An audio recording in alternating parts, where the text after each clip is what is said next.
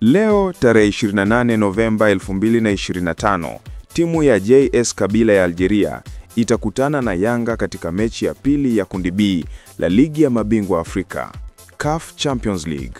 Mchezo huu utachezwa katika uwanja wa Stade Hossein Ayoub Ahmed mjini Tizi Ouzou, Algeria, kuanzia saa 1 kamili usiku. Hii ni mechi ya kwanza kabisa kati ya timu hizi mbili katika historia yao na inatarajiwa kuwa na mvutano mkubwa kutokana na hali ya sasa ya kundi.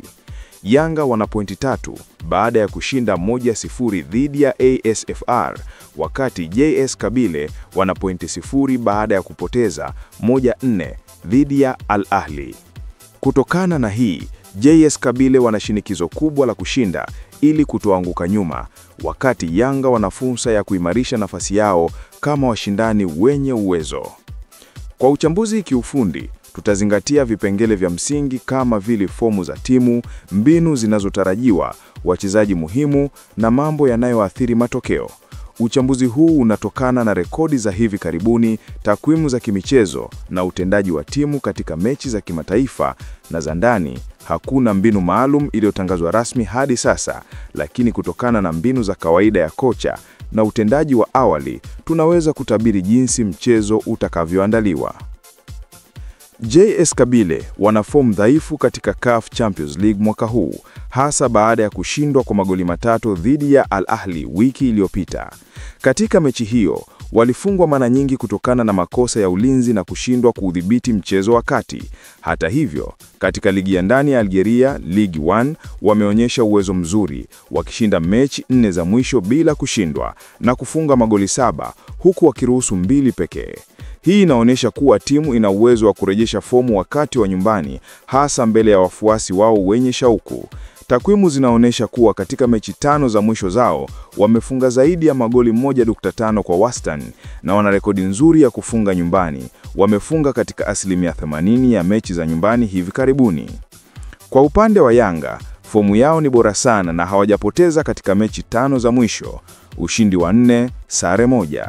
Katika CAF walishinda 1-0 dhidi ya ASFR, mchezo ulioonyesha ulinzi thabiti na udhibiti mzuri wa mpira. Katika ligi ya Tanzania, wameshika nafasi ya kwanza na kufunga magoli 9 katika mechi 3 za mwisho. Hata hivyo, wakati wa ugenini hawajawahi kushindwa na kufungwa, lakini wana tatizo la kufunga magoli mengi ugenini. Yanga wana rekodi nzuri ya kutoa kona chache, ambayo inaweza kuwapa faida dhidi ya timu inayotegemea mashambulizi ya upande. Kwa ujumla, JS Kabylie wana faida ya nyumbani na shauku ya kurejesha heshima baada ya kushindwa, lakini Yanga wana uwezo wa kuzuia na kushambulia kwa ufanisi. Hivyo mchezo unaweza kuwa wa ulinzi na shambulio la haraka.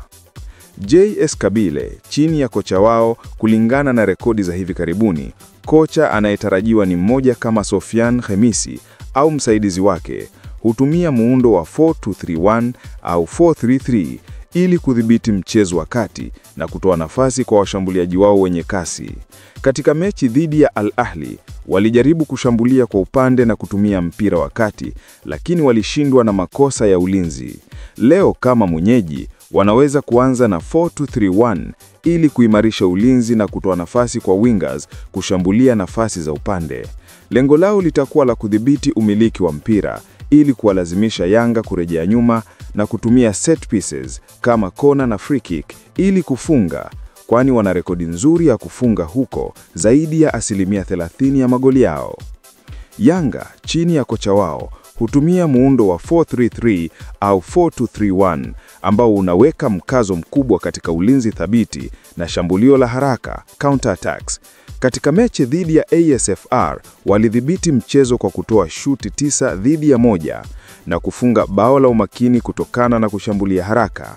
Leo ugenini, wanaweza kuchagua 4-3-3 ili kuweka wachezaji wenye kasi kama wingers kushambulia makosa ya ulinzi wa JS Kabylie ambalo ulikuwa dhaifu dhidi ya Al Ahly. Lengo lao litakuwa la kuzuia na kushambulia kwa haraka, hasa katika dakika za kwanza, ili kuwapunguzia shauku wenyeji.